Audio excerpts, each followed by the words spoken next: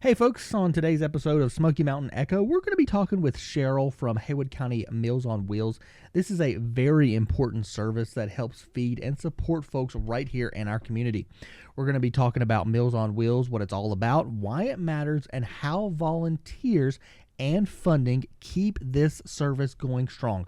Let's dive into it right now with Cheryl McCracken from Haywood County Meals on Wheels. Cheryl, let's begin by talking about what Meals on Wheels is and kind of what your mission is.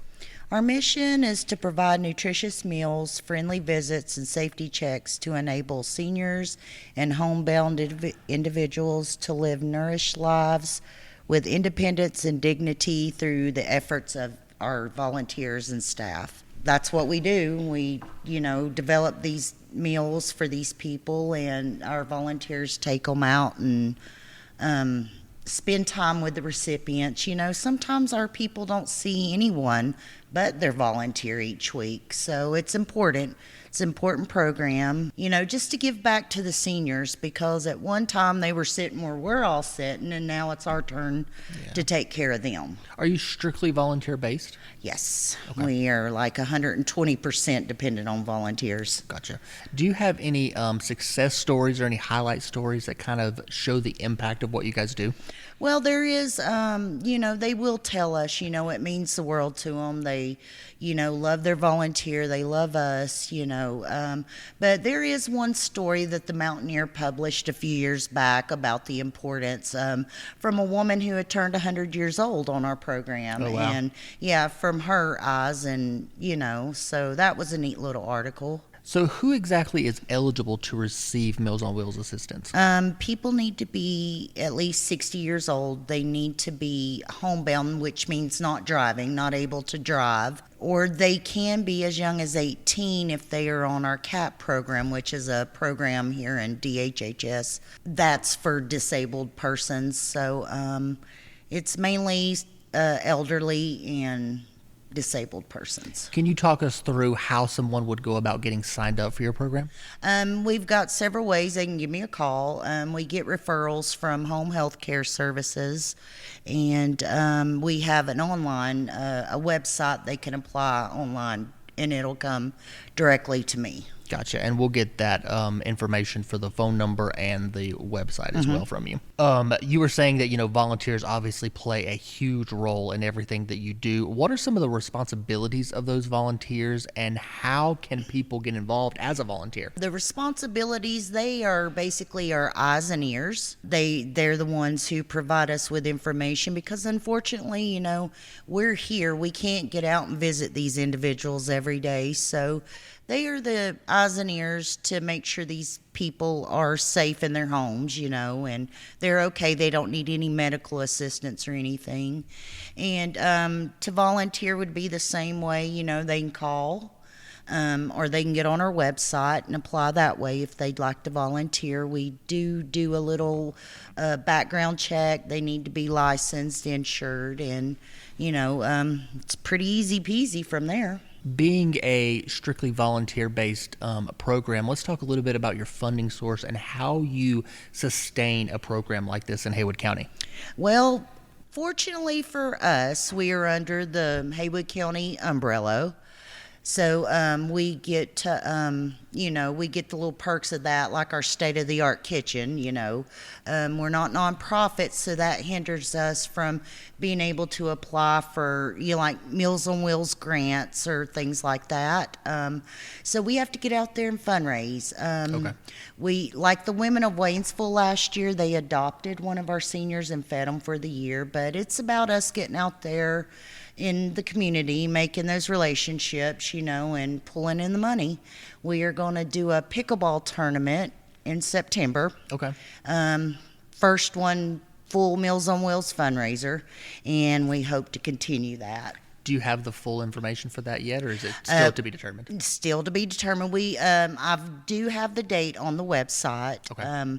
If somebody wants to contribute in terms of fundraising or, a charitable contribution to Meals on Wheels, how do they do that? Again, you can do that online. Okay. Or you can come in here and pay at the front desk, The folks who receive assistance, do they pay for these meals? Well, with our block grant, that is a requirement that every 3 months, quarterly, 4 months, whatever, we ask them to contribute. If they can't, they're still going to get their meals. Okay. But some of our recipients are able to contribute, some are not. And that's assessed on an individual basis. How many routes do you guys take, and is there any hope of expanding Meals on Wheels here in Haywood County? Yes, that's definitely our biggest hope. We want to get back to 5 days. Okay. We want to be able to serve our Crusoe folks, Fonz Creek, people. We want to serve them 5 days. Right now, they're only getting 5 meals 1 day a week. So that's one safety check, and that is, 1 day for them to visit with someone. So we want to get back to all 5 days being served, all routes. But right now we currently do 15 routes, Monday, Tuesday, and then Thursday is 17. Wow. Okay. So you guys are on it for sure. Yes. Like today was a huge day for the kitchen because they're preparing 3 meals to deliver to all these people tomorrow. Let's talk about a little bit about the regions that you were saying, you would like to, have more assistance. Fines Creek. Why do you think that it's kind of dropped off there in the last little bit? Well, that's pretty far out there, and right now we only have one person, or 2 people actually, one house, getting meals off that route. But, it's far out. People are using their own resources, their own gas, and like it's kind of hard just to, get some of these locations served. For sure. Because the Crusoe is, that's a big one too, Yeah. But, we just don't have the manpower. Yeah, and that's why, there's a lot going on, but there's obviously more to be done and a lot more work to get into it to hopefully serve, all of Haywood County. Yes. We would just love to get more people on board to make those connections, but we've got to get out there in the community. When we get fully staffed, that's my job, to get out there, to get people adopted and, get volunteers and, just get us out there to where we know that it's an important program. It's very Absolutely. important. How long has Meals on Wheels been in Haywood County? Over 40 years. I Wow, okay. think it was 1973. Okay. If So it has I'm a not- long history. Yes. And that was Cheryl with Haywood County Meals on Wheels. Their phone number is 828-356-2442.